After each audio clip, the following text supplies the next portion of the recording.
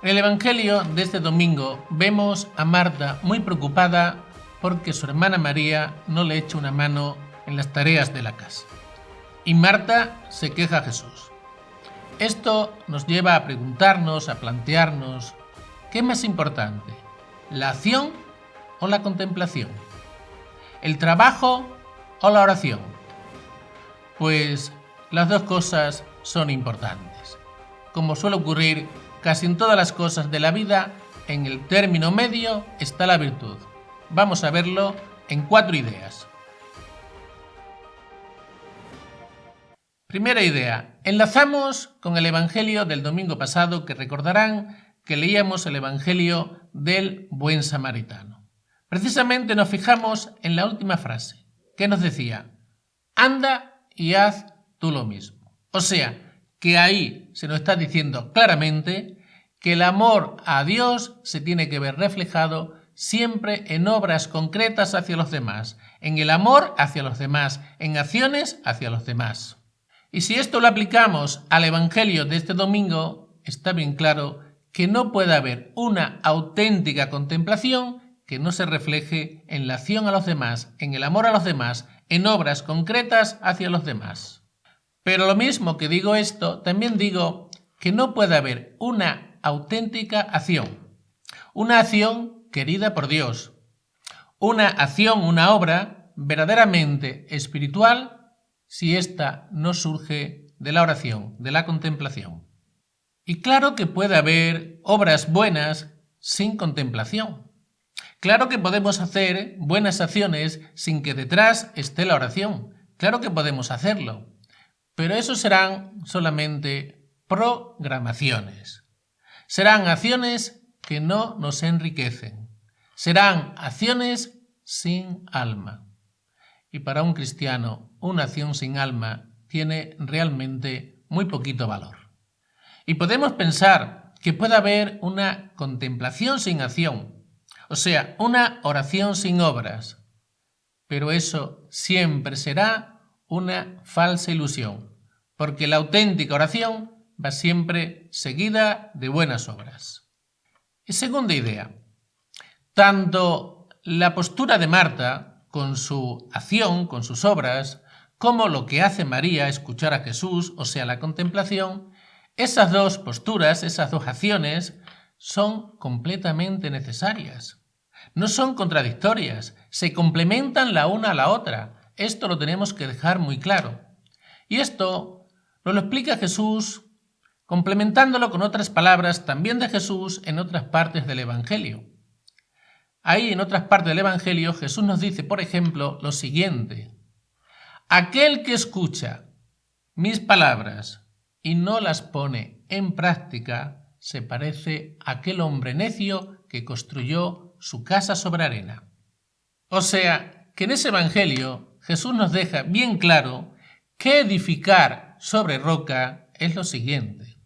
Es, en primer lugar, escuchar las palabras de Jesús, o sea, escuchar la palabra de Dios. Pero después, esto hay que llevarlo a la vida.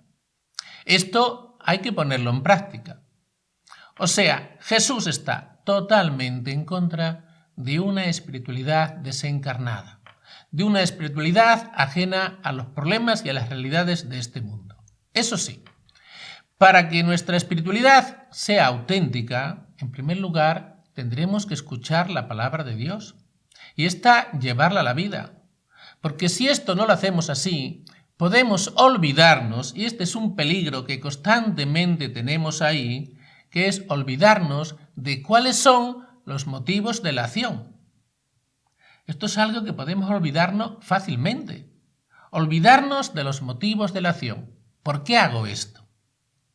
Pues lo hago por Dios y para Dios, y por los demás también. Esto nunca podemos perderlo de vista, y para eso es muy importante la oración y la contemplación. Si no, fácilmente podemos olvidarnos de los motivos que nos llevan a la acción. Y tercera idea, muy importante. ¿Dónde se equivoca Marta? Porque Marta se equivoca. A raíz de las palabras que le dice Jesús, podemos ver claramente que Marta se equivoca. ¿En qué se equivoca Marta? ¿Qué es lo que le dice Jesús? María ha escogido la mejor parte. Cuidado que dice expresamente que María ha escogido la mejor parte. No que sea la única parte buena, sino que ha escogido la mejor parte. ¿En qué es entonces en lo que se equivoca Marta? Y Marta se equivoca en dos cosas. En lo primero que se equivoca Marta es que no se pone en el lugar de su hermana María. No se pone en su lugar. Porque María también está haciendo algo bueno. Está escuchando a Jesús. Está escuchando la palabra de Dios, que es algo muy bueno para su hermana. Marta se fija solamente en lo que la perjudica a ella. Claro, en el hecho de que su hermana está escuchando a Jesús, esto la perjudica porque no la está ayudando en las tareas de la casa. Y esto es lo que se le impone realmente a Marta. No el beneficio de su hermana María, que está haciendo también una acción buena, sino en lo que la perjudica a ella. Y esto es lo que de alguna manera le reprocha a Jesús, que esté excesivamente preocupada por las cosas materiales. ¿Qué le dice Jesús? Andas inquieta y nerviosa. O sea, Marta está preocupada, está excesivamente preocupada por las cosas materiales.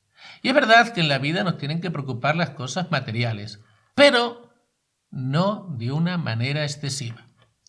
Me decía un director espiritual mío una frase que él repetía muchísimo, me decía lo siguiente: las cosas pueden esperar, las personas no.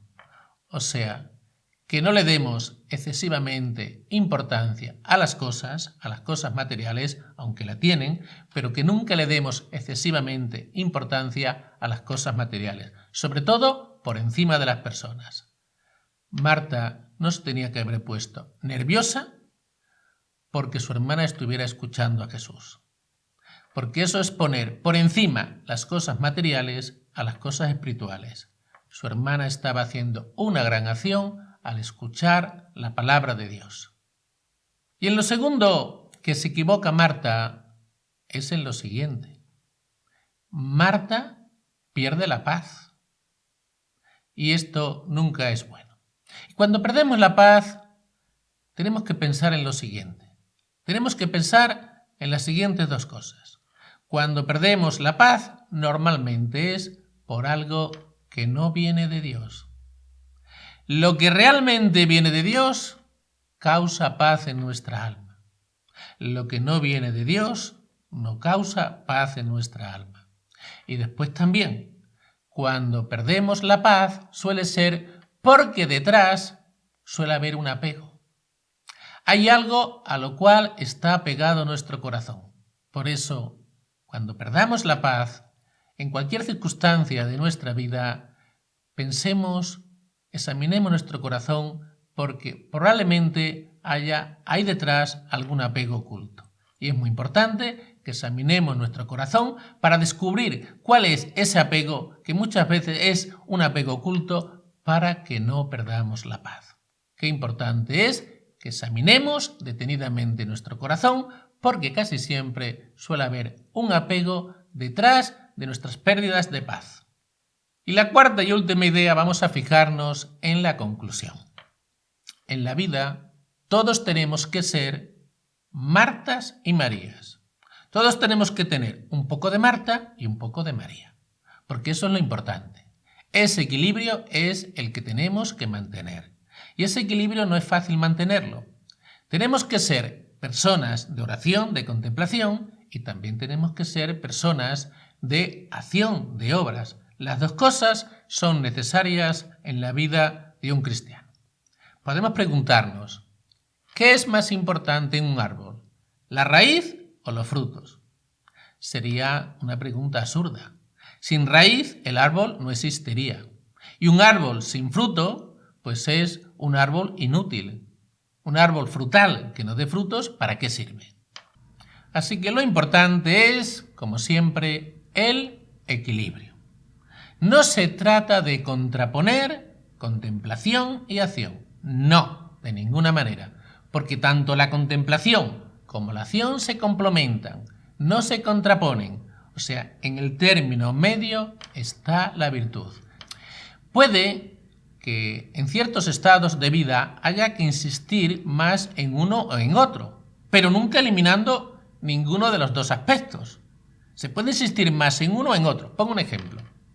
Una madre de familia, sin duda ninguna, tendrá que dedicarse más a la acción y menos a la contemplación. Pero esto no quiere decir que una madre de familia no tenga que hacer oración. Porque si no hace oración, aquellas acciones suyas van a estar desprovistas de alma. Y lo mismo que, por ejemplo, una religiosa de clausura tendrá que dedicarse más a la contemplación. Pero esto no quiere decir que no tenga que trabajar. Claro que tiene que trabajar, bien claro lo decía San Pablo, quien no trabaje, que no coma. Todos tenemos que dedicarnos a la acción y todos tenemos también que dedicar tiempo a la oración, porque si no le dedicamos tiempo a la oración, aquellas acciones que hagamos en la vida serán acciones sin alma. Y esto, para un cristiano, es algo realmente triste, porque perdemos el sentido, los motivos de la acción. Y no podemos olvidar nunca que todo lo hacemos por Dios y por los demás. Si olvidamos esto, nuestras acciones carecen de valor. Serán acciones, serán obras, sí, pero obras que no producirán vida eterna. Y lo importante es que todas nuestras obras produzcan vida eterna. Si hay una obra que no produce vida eterna, es una obra sin alma. Es una obra que no tiene sentido que la hagamos. Y cuando digo que todas nuestras obras tienen que producir vida eterna, no estoy diciendo que tengamos que estar todo el día rezando todo el día en la iglesia o todo el día en misa. No. No me estoy refiriendo a eso, sino que todas las obras que hagamos en la vida las tenemos que hacer por Dios. Por eso, qué importante es que mantengamos siempre en todas nuestras acciones la presencia de Dios. Por eso, cada vez que hacemos una nueva acción, que nos ponemos a hacer una nueva tarea, qué importante es que nos pongamos en la presencia de Dios. Yo, por ejemplo, lo que hago es lo siguiente. Cada vez que cambio de tarea, al principio de esa tarea, rezo un Ave María. Es algo muy sencillito, algo que se tarda muy poquito, pero que me mantiene en la presencia de Dios, que me ayuda a no olvidarme que todo lo que hago, lo hago por Dios. Qué importante es que siempre mantengamos esta presencia de Dios. Pues que nuestra contemplación, nuestra oración, nos lleve a la acción, nos lleve a las obras por los demás, a las obras por Dios, a trabajar por su reino. Y siempre que lo hagamos así, nuestras acciones serán acciones con alma. Y esto es lo realmente importante. Si no, serán acciones vacías. Y esto sí que no nos santifica y nos acerca a Dios. Que el Señor os bendiga y os proteja. En el nombre del Padre, y del Hijo, y del Espíritu Santo. Amén.